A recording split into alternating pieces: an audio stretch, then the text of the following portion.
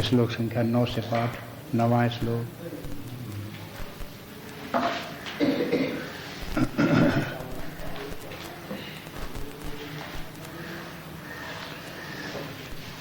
न च मां तानि कर्माणि निबध्नन्ति धनञ्जय उदासीनवदासीनम् असक्तं तेषु कर्मसु मयाध्यक्षेण प्रकृतिः सूयते सचराचरम् हेतुनानेन कौन्तेय जगति विपरिवर्तते अवजानन्ति मां मूढा मानुषीं तनुमाश्रितं परं भावमजानन्तो मम भूतमहेश्वरम् मोघाशामोघकर्माणो मोघज्ञानाभिचेतसः राक्षसीमासुरीं चैव प्रकृतिं मोहिनीं सृता मोघाशामोघकर्माणो मोघज्ञानाभिचेतसः राक्षसीमासुरीं चैव प्रकृतिं मोहिनीं सृता।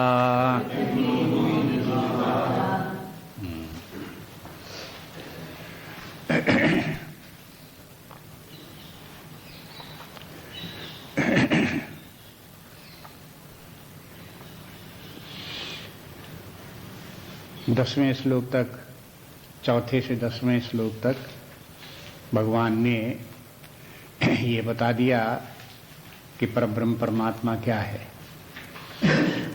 जगत की अपेक्षा से कि जगत का विचार करो तो विचार करते करते अंत में समझ में आ जाएगा कि एक परमात्मा ही सब कुछ है, वही सत्स्वरूप है। प्रकृति को भी जानो, परमात्मा को भी जानो। परमात्मा भी अनादि अनंत है, प्रकृति भी अनादि अनंत है, किंतु प्रकृति मिथ्या है, परमात्मा सत्य है। जो कुछ अनादि अनंत हो वही सत्य नहीं होता। अनादि अनंत हो लेकिन उसके साथ साथ वो निर्विकारी हो, अपरिवर्तनशील हो, अखंड एक रस हो, तब वो सत्य है। यदि अनादि अनंत हुआ लेकिन परिवर्तनशील हुआ, विकारी हुआ, नाम रूपात्मक हुआ तो मिथ्या।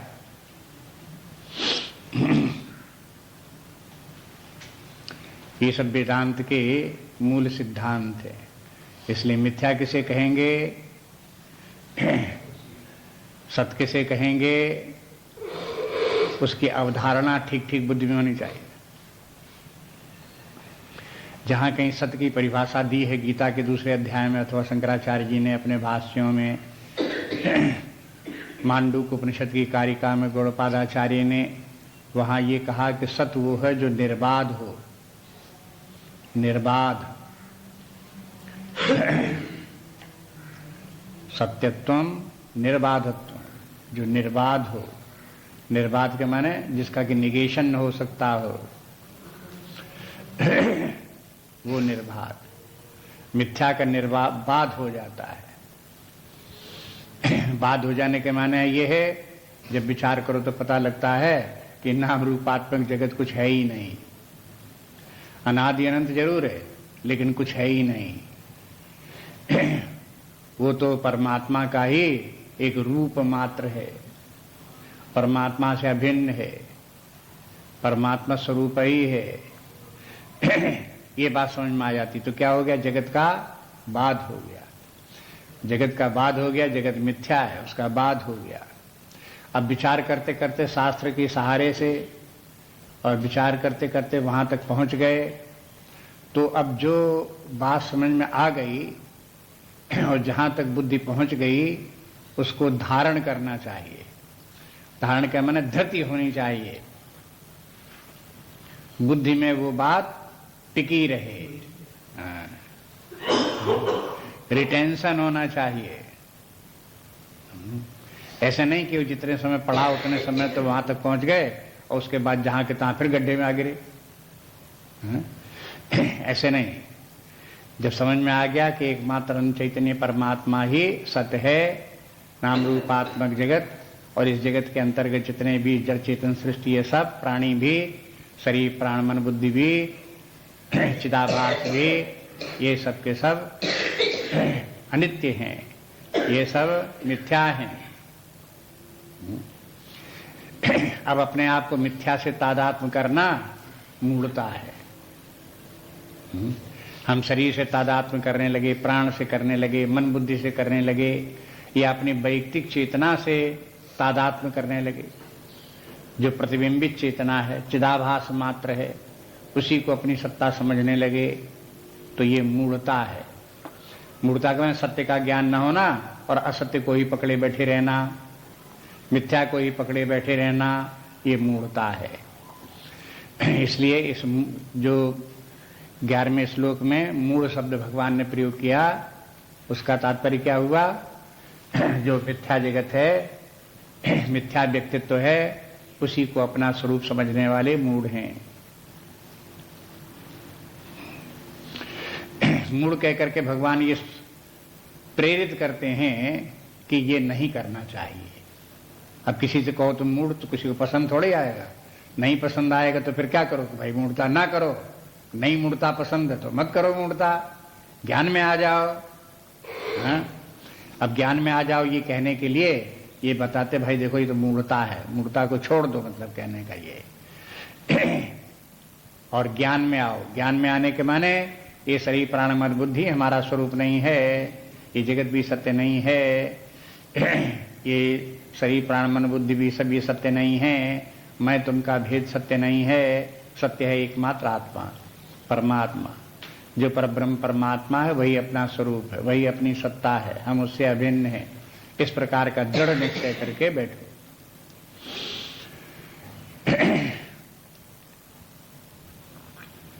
अभी आप जैसे पाठ करते रहते हो भज गोविंदम में, उसमें मूढ़ शब्द आता कि नहीं आता है? हाँ? तो मूढ़ क्यों आता है?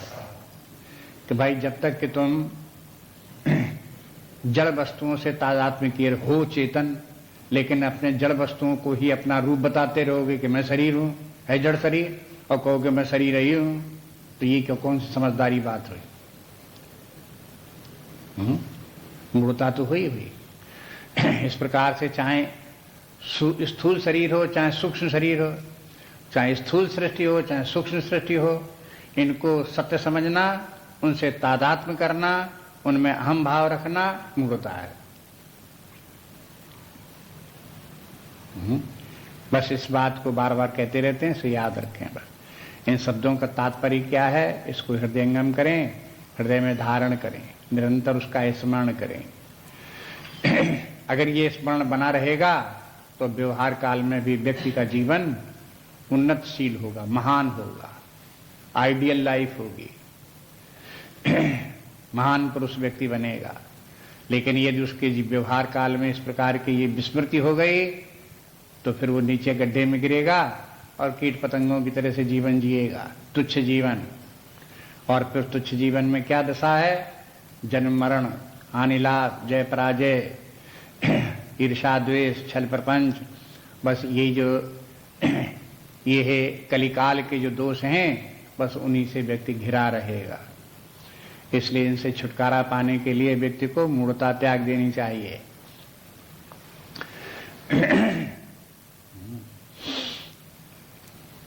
अब देखो, अब इस श्लोक में अब आगे से भगवान कहते हैं कि दरअसल में दो प्रकार के व्यक्ति हैं संसार में, दो प्रकार के व्यक्ति। एक तो व्यक्ति मूढ़ हैं और दूसरे व्यक्ति बुद्धिमान हैं। ये तो बात हुई। फिर अभी जो बात कर रहे थे उसका तात्पर्य क्या हुआ? एक मूढ़ व्यक्ति हैं, दूसरे बुद्धिमान व्यक्ति।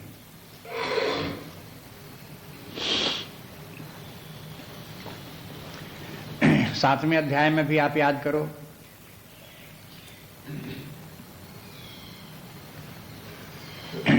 वहां पर भी देखा होगा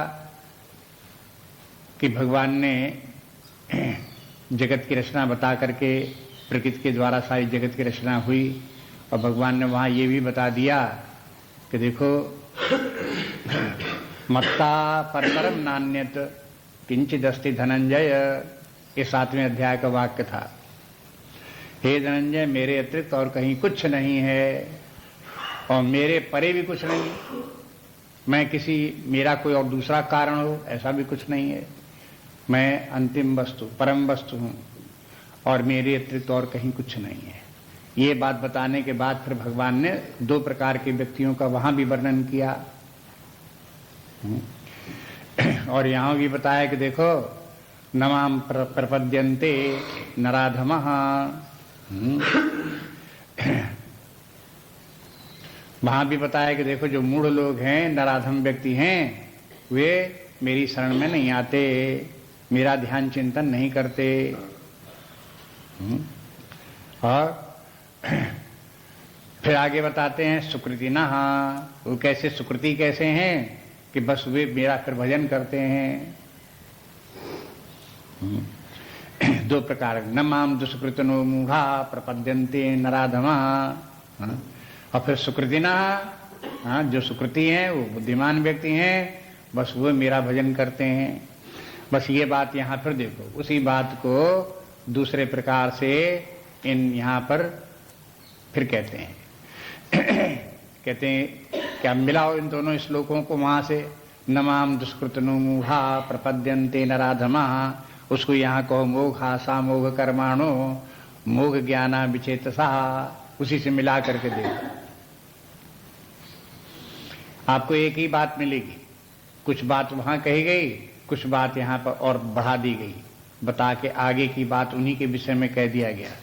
नमाम दुष्कृतनो हो, वहां दुष्कृति सुकृति शब्द का प्रयोग किया था, यहाँ दुष्कृति सुकृति नहीं कहते हैं, लेकिन है वही व्यक्ति। जो दुष्कृति व्यक्ति हैं वे जो हैं मूढ़ हैं, वो नराधम हैं।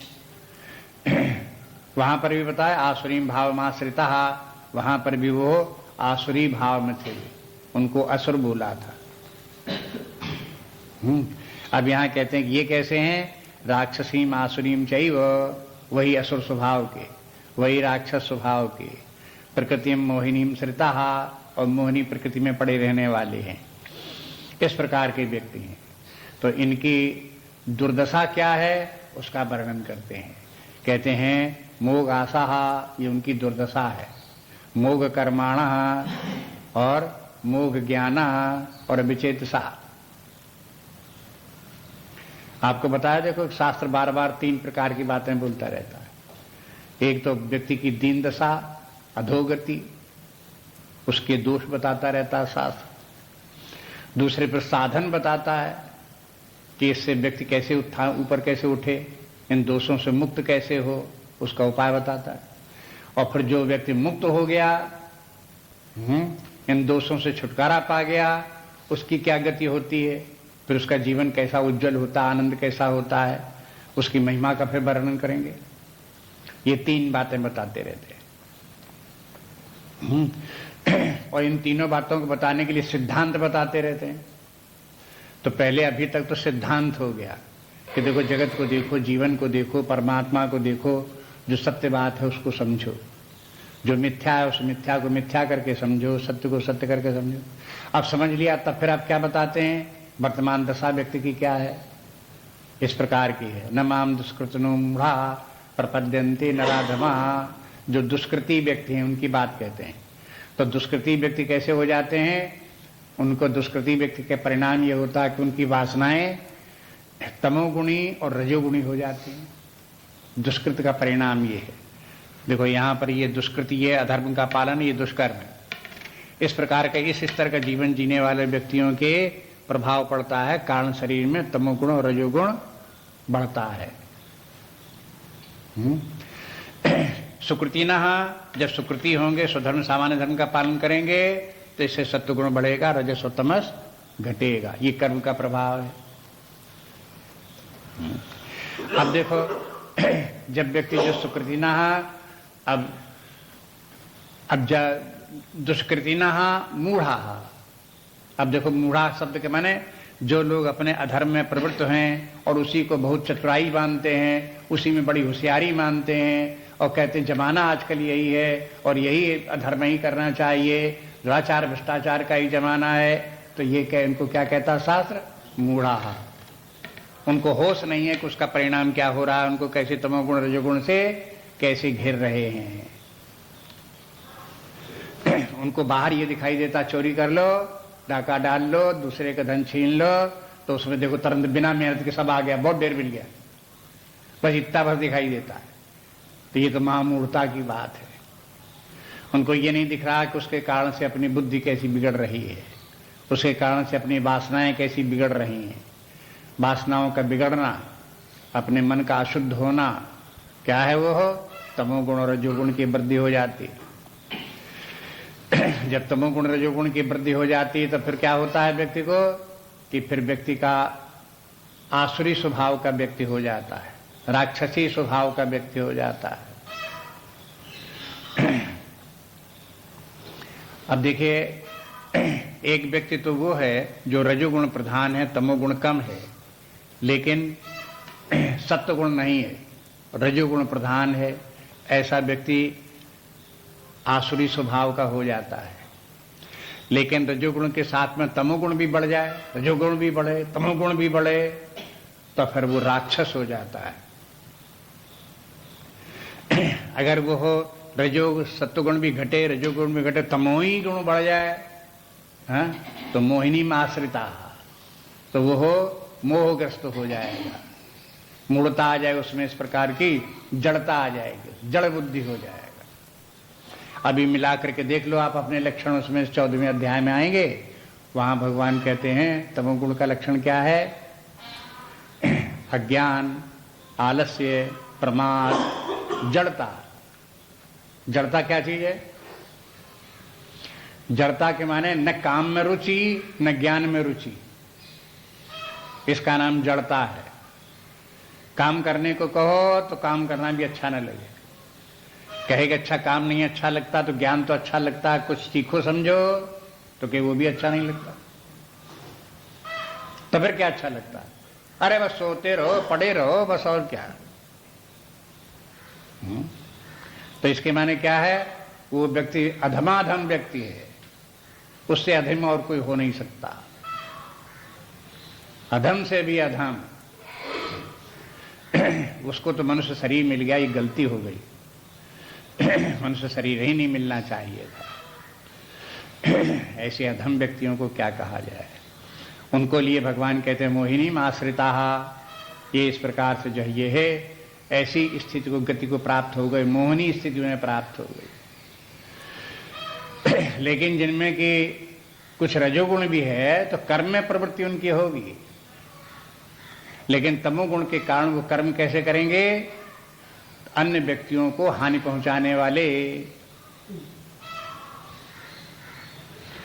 ऐसे जो व्यक्ति अन्य व्यक्तियों को हानि पहुंचाने वाले कर्म करते हैं उनको कहते हैं राक्षस, राक्षसीम।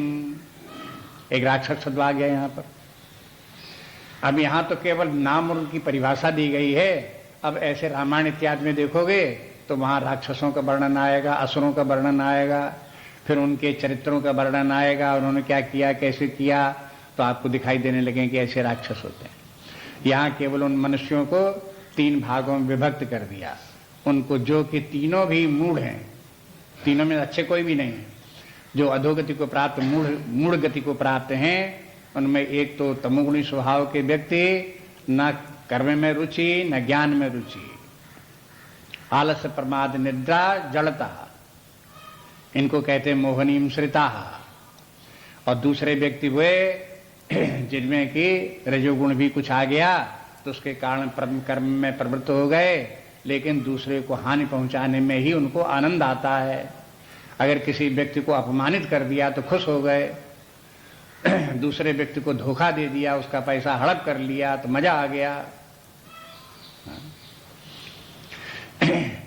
दूसरे व्यक्ति को हड़का दिया डरा दिया, धमका दिया, हाँ, तो मजा आ गया, खुश हो गए, ये राक्षसी स्वभाव है।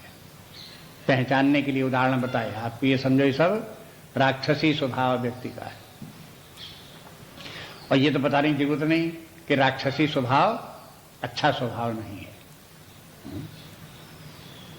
ये थोड़े कि हम राक्षस हैं तो राक्षस हैं तो बड़ा आपको अभिमान हो जाए राक्षस होने का, ऐसे थोड़े। ये राक्षसी स्वभाव जो है वो निंदनीय स्वभाव व्यक्ति का है। मूढ़ लोगों का इस प्रकार का, मूढ़ों की ये तीनों गतियां हैं, मूढ़ता का लक्षण है व्यक्ति। अब इसके बाद ये बात आती है कि कुछ लोग तो होते हैं असुर। असुर ये लोग राक्षसों से बेटर हैं। क्या बेटर हैं? ये है दूसरे को हानि पहुंचा करके सुखी होने में रुचि नहीं रखते, किंतु अपने स्वार्थ को नहीं छोड़ते। केवल अपने स्वार्थ में लिप्त रहना ही आसुरी स्वभाव है। जब देखे तब अपना स्वार्थ देखे, जब देखे तब अपना स्वार्थ देखे, हर बात में, हर व्यवहार में देखे कि मेरा क्या फायदा, मेरा क्या फायदा। तो ये स्वभाव आसुरी स्वभाव है।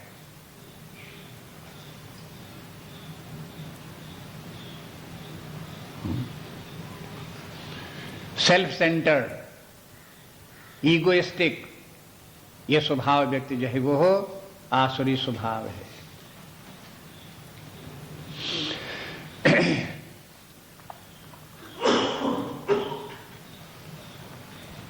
असु के माने है प्राण और इंद्रियां। राम ने रमण करने वाला, जो अपने इंद्रिय भोगों में रमण करे उसी को सबसे बड़ा जीवन का सुख समझे, वो असुर है।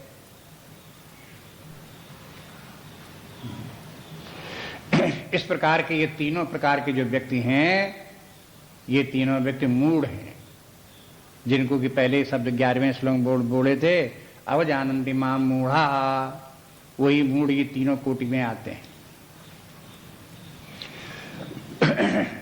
अब बताते हैं कि देखो इन तीनों प्रकार के व्यक्तियों के का व्यवहार कैसा होता है, उनका जीवन कैसा होता है, उसको समझने की कोशिश करो।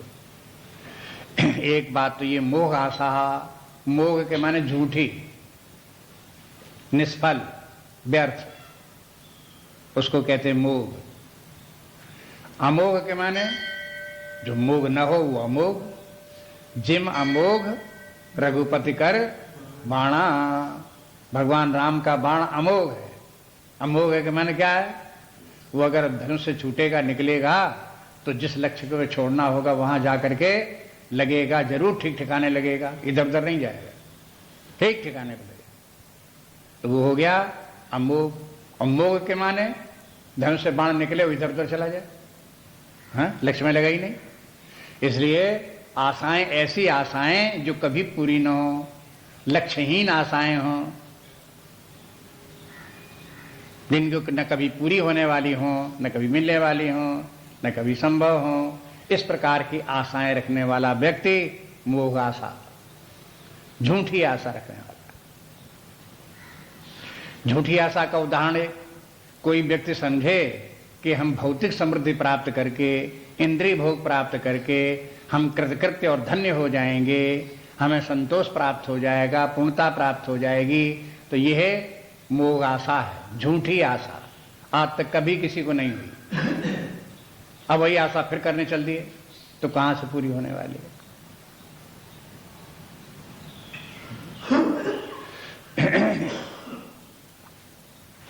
इसको बोले मोह आशा। अब जब मोह आशा होगी तो व्यक्ति के उसी आशा से प्रेरित होकर कर्म होंगे। तो कर्म कैसे होंगे?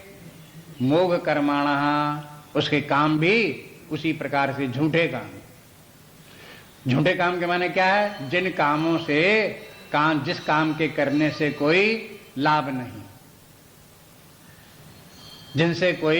जिन कामों के करने से जीवन में कोई कृतार्थता आने वाली नहीं, वे सब झूठे काम। जैसे झूठी इच्छाएं, वैसे ही झूठी इच्छाओं को पूरा करने के लिए झूठे काम। जो व्यक्ति इंद्रिय भोगों की कामना से प्रेरित होकर के धन संग्रह इत्यादि करके इंद्रिय भोगों में प्रवृत्त रहने वाले हैं, उनके सब कर्म मोह कर्म है। वो असुर स्वभाव के हो गए। जो लोग दूसरों को हानि पहुंचाना, पीड़ा पहुंचाना, दुखी करके सुखी होना चाहते हैं, ऐसे राक्षसी स्वभाव के व्यक्तियों के विकर्म मोह कर्म। और जो लोग आलस्य प्रमाद में पड़े रहें, सोते रहें पैर फैलाए हुए, उनके कर्म झूठे कर्म, बेकार के समय व्यतीत कर रहे हैं, जीवन का नाश कर रहे हैं। जो कुछ भूमि से अन्न जल प्राप्त होता है उसका दुरुपयोग कर रहे हैं, खा खा करके विनाश कर रहे हैं, बस काम कुछ नहीं उसका। सवेरे खा लिया, शाम को खा लिया और शरीर में पहुंचे कंज्यूम हो गया, नष्ट हो गया। उतना साल भर में किसी तरह से पैदा हुआ था खेतों फेतों में, और वो उन्होंने खाया, एक दिन में खा करके नाश कर दिया, निकाल दिया। उसका उपयोग क्या हुआ कि सोते रहे, पड़े रहे। ये क्या हुआ? विनाश लीला चल रही बराबर उनके जीवन में। कोई प्रोडक्टिव कर्म नहीं, जो खा रहे हैं, पी रहे हैं, हजम कर रहे हैं, उसका कोई उसका परिणाम नहीं, कोई लाभ नहीं उससे। झूठा काम, मोह कर्म। इस प्रकार के मोह ज्ञाना, उनका ज्ञान भी झूठा। झूठा ज्ञान के माने जो मिथ्या वस्तु है उसको सत्य समझ रहे हैं, जो जीवन अधोगामी जीवन उसी को श्रेष्ठ समझ रहे हैं। जिस प्रकार के कर्म करने से व्यक्ति का हानि होती है, बंधन में पड़ता है, दुख के कारण जो कर्म बनते हैं उन्हीं को वो अच्छा कर्म समझ रहा है। ये उसका ज्ञान, ये मोह कर्म, मोह ज्ञान हो गया, झूठा ज्ञान हो गया। जिस प्रकार का जीवन नहीं जीना चाहिए उस प्रकार का जीवन जीने में प्रवृत्त हैं, उनका झूठा ज्ञान है। इसलिए मोह ज्ञाना और विचेतसा, विचेतसा चेतसा के माने उनका चित्त जो है वो हो मलिन चित्त है। विचेतसा माने विपरीत चित्त, जिनकी की मन बुद्धि विपरीत कार्य करने वाले हैं। शंकराचार्य इत्यादि ने इसको विचेतसा का अर्थ किया कि ये लोग अपनी दुर्बुद्धि के कारण से जन्म जन्मांतर भटकते रहते हैं। ये बताने के लिए भगवान ने कहा विचेतसा। अपनी दुर्बुद्धि के कारण से जन्म जन्मों तक भटकते रहना विचेतसा है।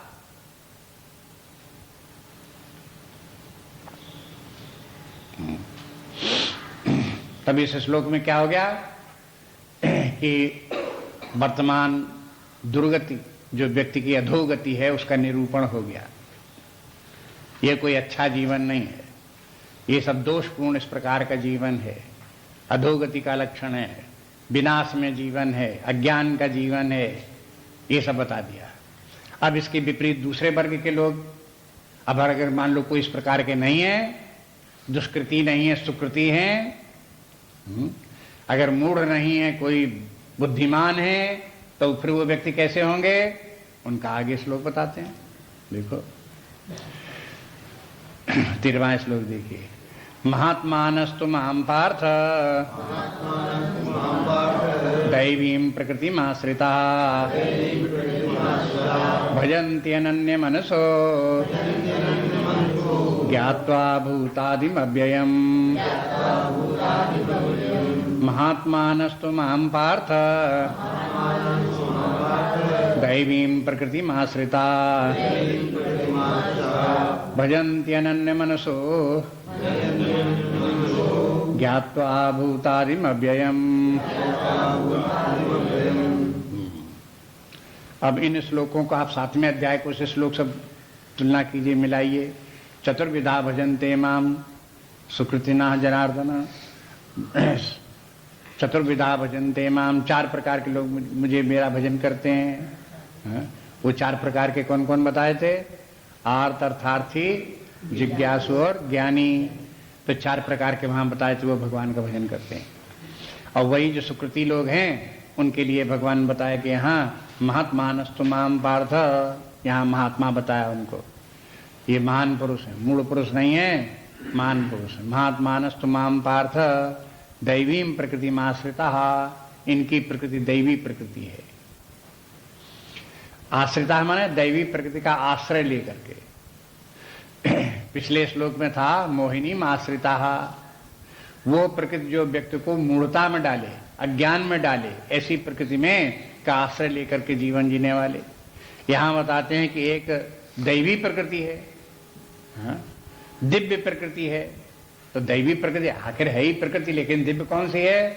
अब बस आपकी यही रहेगी, दैवी प्रकृति है सत्वगुण की। ये सत्वगुणी जो व्यक्ति हैं वो दैवी प्रकृति के हैं। और जो सत्वगुणी होंगे कैसे? सुकृति ना, जो सुकृति होंगे उन्हीं को दैवी प्रकृति प्राप्त होगी, उन्हीं को सत्वगुण प्राप्त होगा। इन लोगों का जीवन भिन्न प्रकार का है। इन लोगों का दैवी स्वभाव होने के कारण से दैवी प्रकृति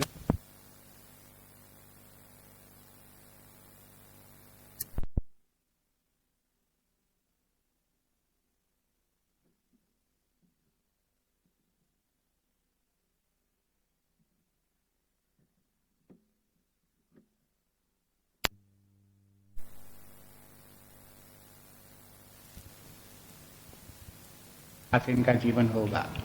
तो व्यक्ति जो है वो जीवन जीता है, अपने स्वभाव के अनुसार जीवन जीता है।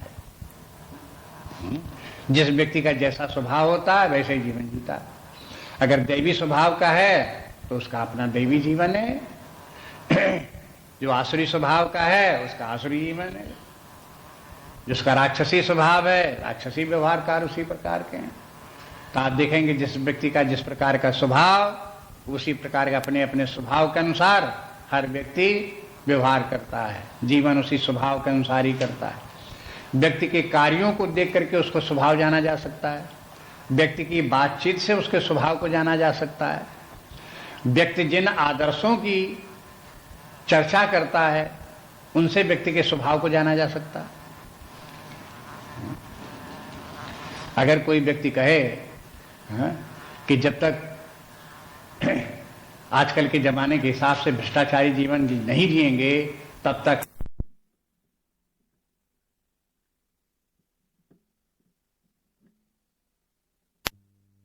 आएंगे, तब तो फिर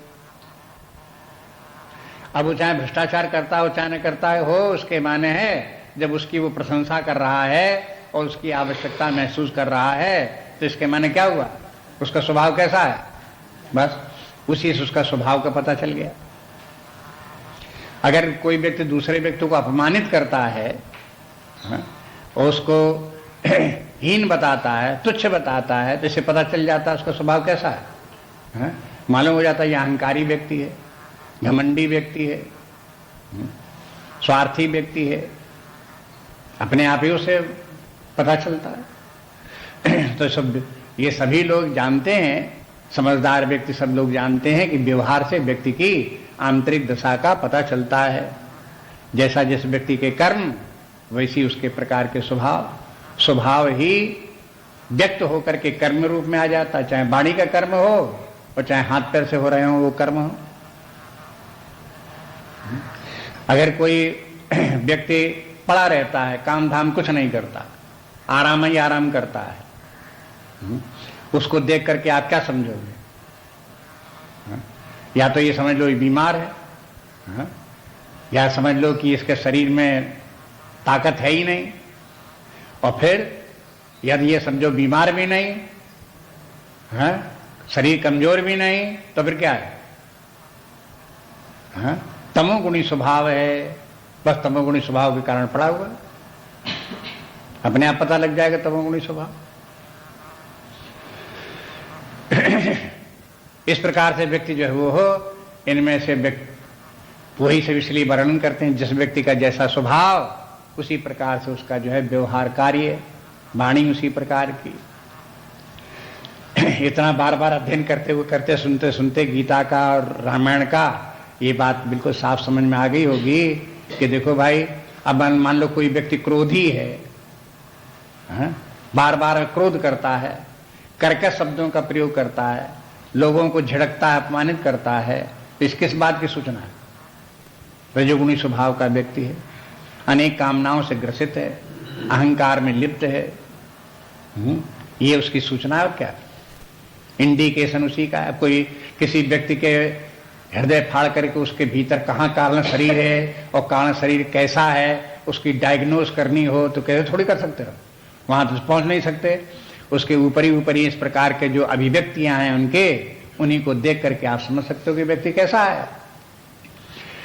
तो आप भगवान कहते हैं कि जो लोगों की, जिन लोगों की प्रकृति दैवी प्रकृति है, तो दैवी प्रकृति पता कैसे चले?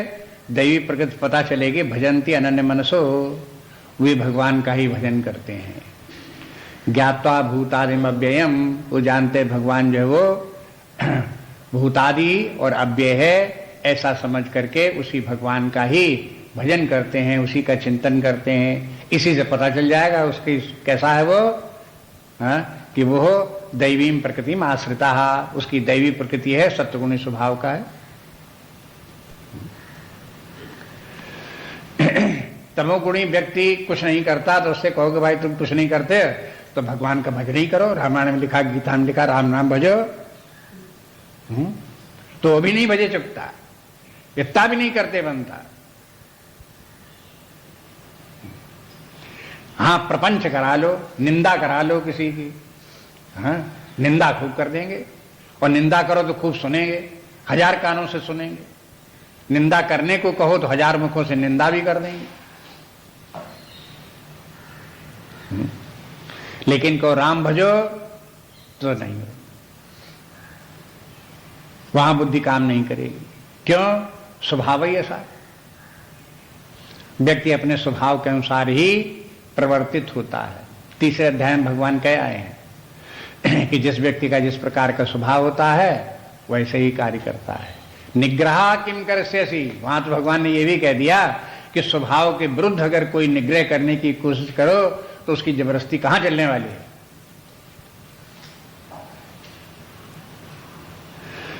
वो तो स्वभाव के अनुसार ही कार्य करेगा। इसीलिए अर्जुन को भगवान ने कहा कि देखो अर्जुन, तुम तो क्षत्रिय हो, कोई ब्राह्मण तो हो नहीं, क्षत्रिय हो। क्षत्रिय होने के नाते भले ही तुम्हें सत्वगुण हो लेकिन रजोगुण भी तो है ही है। इसलिए रजोगुण होने के माने तुम ज्यादा से ज्यादा क्या कर सकते हो? युद्ध करो, और युद्ध भी ऐसे करो कि निष्काम भाव से करो, बस। अब इसके आगे तुम और कुछ नहीं कर सकते।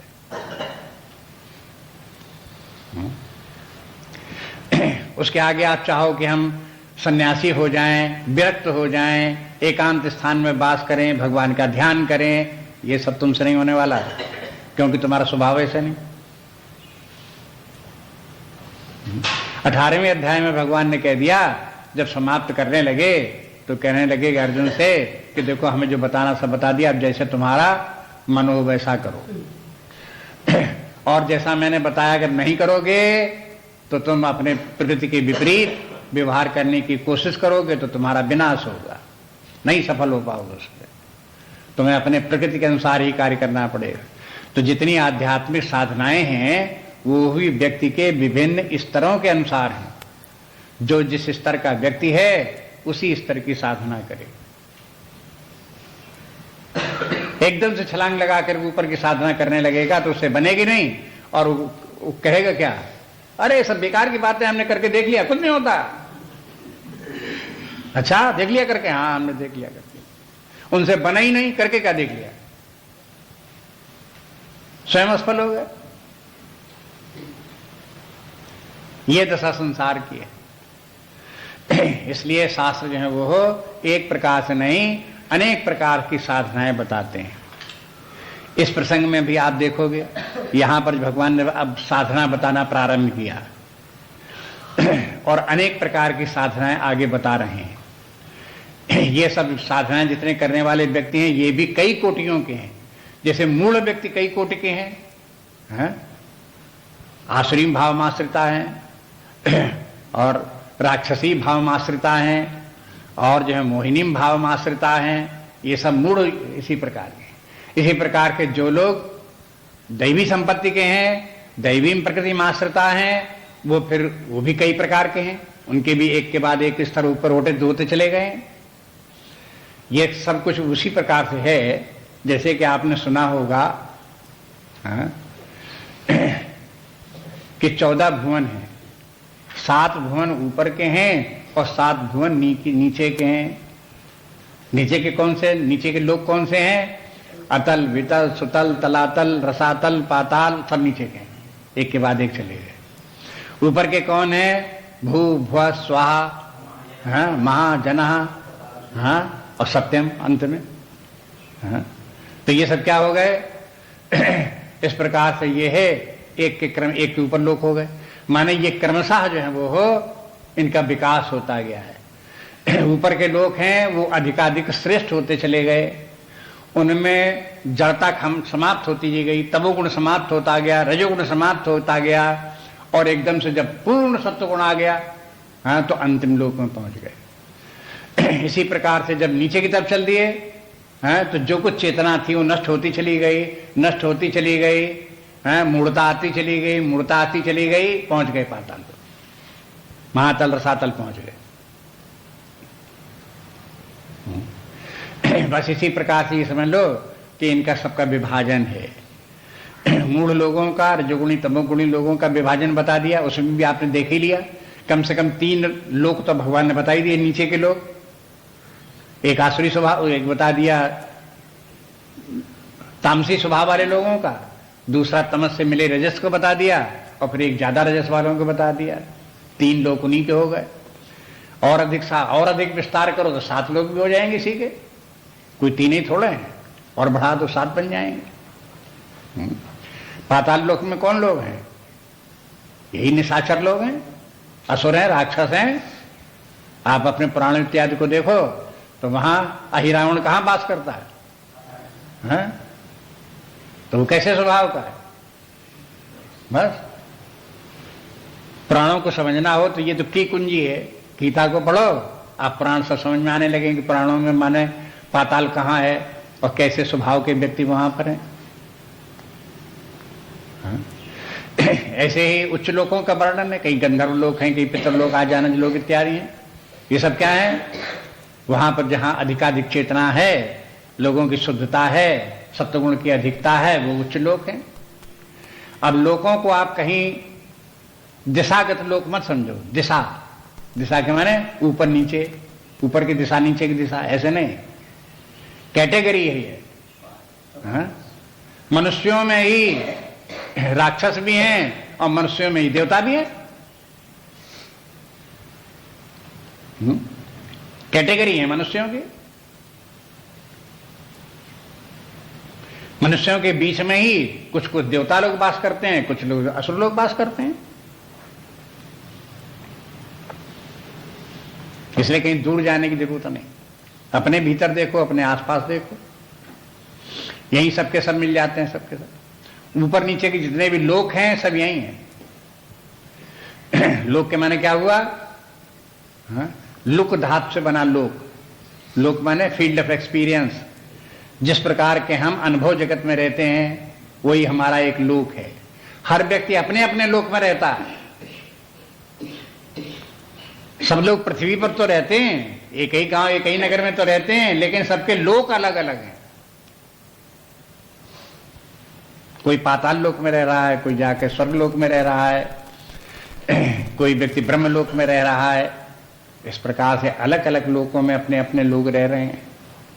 इसलिए इस बात को ध्यान में रख करके भगवान जो बता रहे हैं उसको समझने की कोशिश करो, ध्यान दो इसमें। भगवान कहते हैं महात्मानस्तु, महापुरुष वो व्यक्ति हैं जिनका की स्वभाव दैवी प्रकृति जिनका की है। और भजन्ति अनन्य मनसाह, ये भजन करते हैं अनन्य भाव से भगवान का भजन करते हैं। भजन्ति शब्द के माने रूढ़ हो गया जो हिंदी में, वैसा भजन नहीं। भजन के माने केवल ये नहीं है कि आप जो है गाना सीख लो, ढोलक बजाओ, मंजीरा बजाओ और उसके साथ गाओ, वही भजन हुआ तभी। ऐसे नहीं है। भजन के माने अगर आप गाना नहीं जानते तो भी भजन कर सकते हो। किसी व्यक्ति से कहा कि भाई भजन हो रहा है, चलो तुम भी भजन करो, तो कहते हमें गाना आता ही नहीं, हम क्या भजन करें।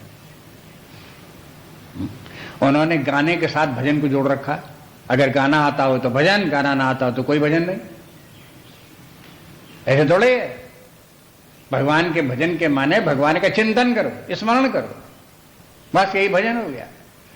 भज के लिए इस प्रकार से बोलते हैं ना, भज धातु सेवायाम। भज धातु संस्कृत की भज धातु है, वो किस अर्थ में प्रयोग की जाती है? सेवन करने के अर्थ में। सेवन करो माने परमात्मा का सेवन करो, माने परमात्मा का चिंतन करो, स्मरण करो, अपने आप को परमात्मा से जोड़ो। ये हुआ भजन। अनन्य मनसा, ये क्या हुआ? आपका मन कहीं अन्य न जाए, परमात्मा ही में लगा रहे। अनन्य मनसा। अनन्य मनसा के दो अर्थ। एक तो यह है कि निरंतर चित्त परमात्मा में ही टिका रहे, लगा रहे।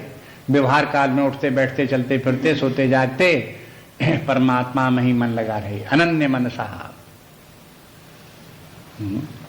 दूसरी बात यह है कि परमात्मा के अतिरिक्त और कहीं कुछ है ही नहीं, ऐसे समझ करके अपने चित्त को परमात्मा में लगा। ये भी अनन्य मन हो गया। है ही एक परमात्मा और कहीं तो मन कहां और लगा मैं? परमात्मा में लगेगा लगेगा। और कुछ होता तो वहां भी मन लगता है, और कुछ है ही नहीं।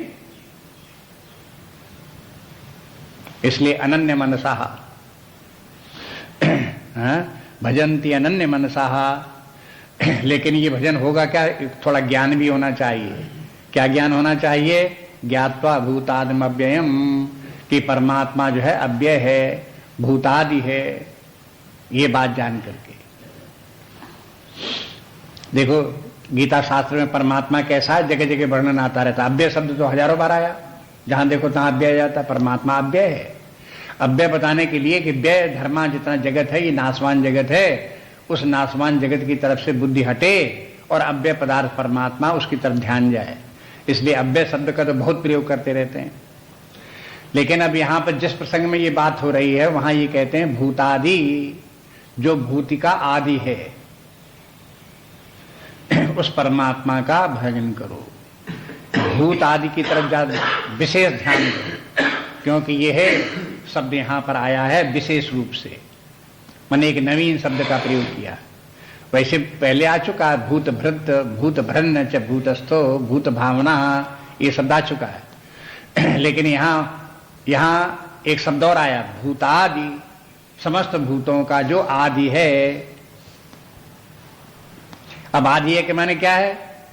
ऐसा नहीं है कि जहां इसके पहले क्या था, इसके पहले क्या था, इसके पहले क्या था, उसके पहले सबसे आदि में जब कहीं कुछ नहीं था तब परमात्मा था। तो समस्त भूतों का आदि है। अगर भाई ज्यादा बुद्धि काम नहीं करती तो इतना ही मान लो, चलो वो भी ठीक है, कोई गलत थोड़ा ही है।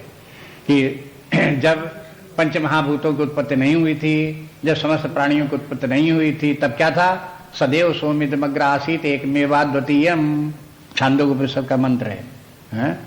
सदैव सोमिदमग्र आसीत, हे सौम्य पहले एकमात्र सत ही था, एकमेवा द्वितीयम, एकमात्र। तो ऐसा लगता आदि में वही था, बाद में सारा जगत हो गया, प्राणी सब उत्पन्न हो गए उसके बाद में। लेकिन यहां आदि का अर्थ है कारण, समस्त का, सब जगत का कारण परमात्मा है। समस्त प्राणियों का कारण परमात्मा है, इसलिए वो आदि है। कारण पहले होता है, कार्य बाद में होता है। इसलिए जब बताया जाए, आदि बताया जाए, तो जैसे कहें घट का आदि क्या है, तो कहें मिट्टी। घट का आदि मिट्टी क्यों है? अब आप कहो कि पहले जब घट नहीं था तो मिट्टी थी, इसलिए घट का आदि मिट्टी हो गई, ये बुद्धि हुई। लेकिन कहने का तात्पर्य यह है कि घट का आदि मिट्टी के माने ये है, घट का कारण मिट्टी है, मिट्टी से ही घट बना है, कारण के अर्थ में लो। और यही बात पहले बताते आ रहे हैं। इस प्रसंग में क्या बताते रहते हैं? भगवान कहते हैं सब जगत मेरी ही प्रकृति से उत्पन्न हुआ, मैंने अपनी प्रकृति का, प्रकृति में स्वामावस्तभ्य है, अपनी प्रकृति को ही लेकर के मैंने सारी जगत की रचना की है। समस्त प्रपंच का विस्तार, नाम रूपात्मक जगत का विस्तार मेरी प्रकृति से हुआ है।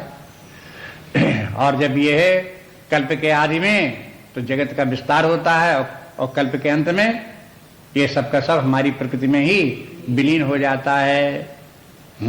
तो ऐसा जो परमात्मा तत्व है, जो सबका कारण है, ऐसा कारणभूत परम तत्व जो प्रकृति का भी कारण है, प्रकृति भी जिसमें वास करती है, प्रकृति भी जिसके ऊपर आश्रित है, वो तत्व जो परम तत्व परमात्मा है, उसका स्मरण करो। अब भजंती, उस परमात्मा के स्मरण करो तो एक बात का ये स्मरण करो कि परमात्मा अव्यय अविनाशी तत्व है। दूसरी बात ये करो, सारे जगत का समस्त प्राण जड़ चेतन जितनी चराचर जितनी भी सृष्टि है उस समस्त सृष्टि का कारण परमात्मा है। ये उसी से उत्पन्न हुआ जगत उसी पर आश्रित है, उससे भिन्न कुछ नहीं है। तो सही दृष्टि क्या होगी, यथार्थ ज्ञान क्या होगा कि परमात्मा ही वास्तव में एक वस्तु है और ये जगत तो उसी का रूप मात्र है, उसी से उत्पन्न हुआ, उसी में लीन हो गया, कभी है कभी नहीं है, इस प्रकार का हो जाएगा।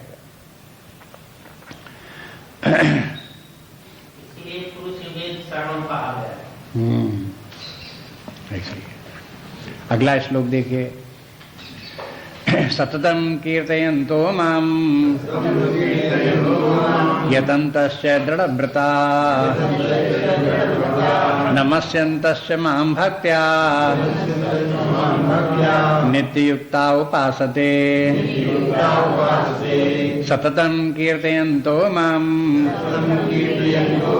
यतन्तश्च दृढव्रता नमस्यन्तश्च मां भक्त्या नित्ययुक्ता उपासते।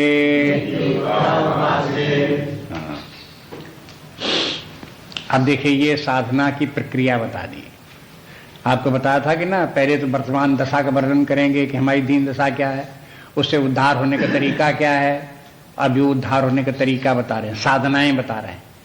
तो साधनाओं में ये हुआ, भजन करो, परमात्मा का स्मरण चिंतन करो। हाँ, 8वें अध्याय में भगवान बता चुके हैं कि देखो, माम अनुस्मर युद्ध च, अर्जुन तुम मेरा स्मरण करते रहो और युद्ध करते रहो।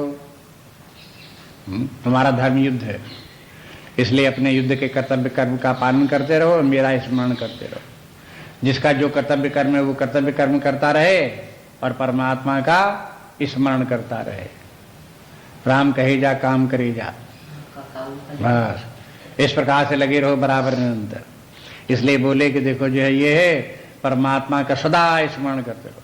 अब वो स्मरण कैसे करना चाहिए वो कुछ यहाँ पर टिप्स बता रहे हैं। इतनी बातों को ध्यान रखो स्मरण करते हुए। सततम कीर्तयन्तो माम, परमात्मा की सदा ही परमात्मा का कीर्तन करो। और यतन्तश्च, और इसके लिए प्रयत्न भी करो। और उसके बाद दृढ़व्रता, अपने इस कार्य में दृढ़ रहो। दृढ़ व्रत लेकर के यही कार्य करो, व्रत टूटे नहीं। और नमस्यन्तस्य माम, और मुझको ही नमस्कार करो। भक्त्या, भक्ति पूर्वक नमस्कार करो।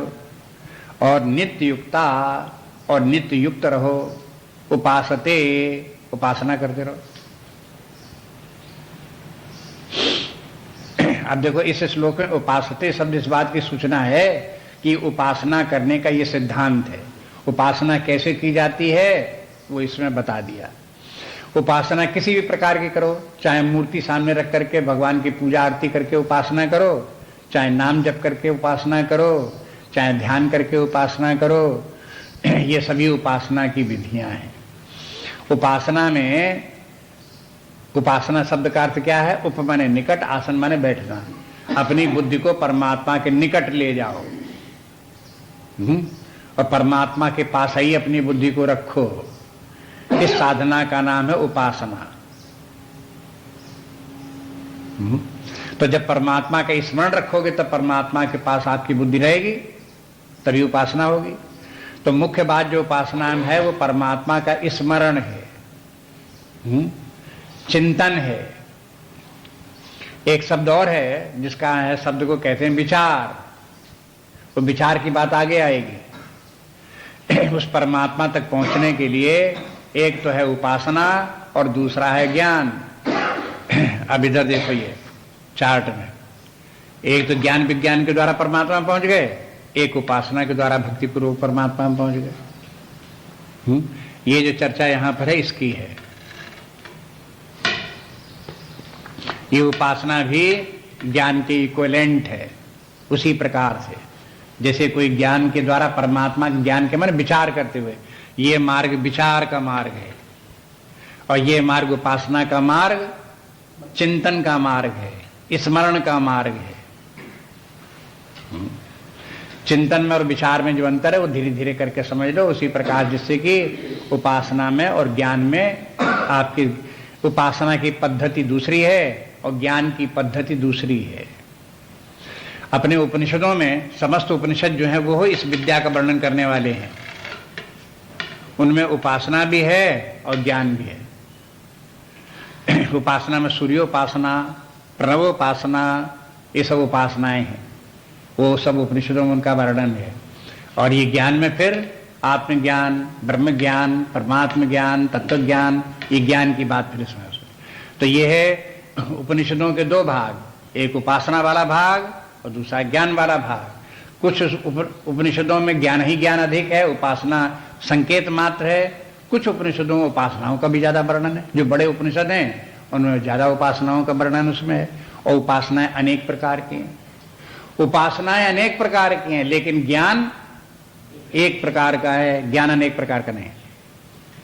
उपासनाएं अनेक प्रकार की क्यों हैं? क्योंकि उपासना के साधन अनेक हैं, इसलिए अनेक प्रकार के। जिस साधन से आप परमात्मा के स्मरण करोगे तो वो भी एक उपासना हो गई। उपासना में एक तुच्छ वस्तु में श्रेष्ठ वस्तु का आरोपण करके उसका चिंतन करना पड़ता है। ये उपासना का आधारभूत सिद्धांत है। जैसे मूर्ति है, शंकर जी की मूर्ति है तो पत्थर, एक तुच्छ वस्तु, जड़ वस्तु पत्थर है, लेकिन वो परब्रह्म परमात्मा जो सर्वत्र व्याप्त चैतन्य परमात्मा है, सच्चिदानंद स्वरूप है, उसका आरोपण करते हैं उसमें कि वो ही उसी का यह रूप है। वो परमात्मा ही इस मूर्ति के रूप में यहाँ विद्यमान है।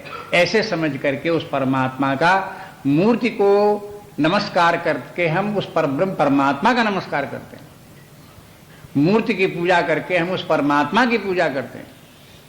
मूर्ति का अभिनंदन करके हम उस परमात्मा का अभिनंदन करते हैं। ये कहलाती उपासना।